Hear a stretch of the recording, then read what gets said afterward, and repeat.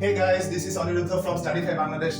আজকে আমরা শিখব ভোকাবুলারির কিছু নতুন ওয়ার্ড। দেখো আন্ট আন্ট মানে তো আমরা জানি যে চাচি, খালা, মামি, এসব আমরা এসব ওয়ার্ড ইউজ করি। কিন্তু আজকে আমরা এই চাচি, খালা, মামি ওয়ার্ড থেকে আজকে আমরা কতগুলো ওয়ার্ড নিয়ে করবো।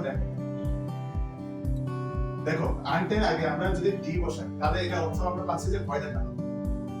যদি আমরা আন্টের আগে জি বসাই তখন সেটা আবার হয়ে যাচ্ছে একটা নাউন, যেটার অর্থ হচ্ছে আমরা অস্থি চর্মসান মানে হ্যান্ডি।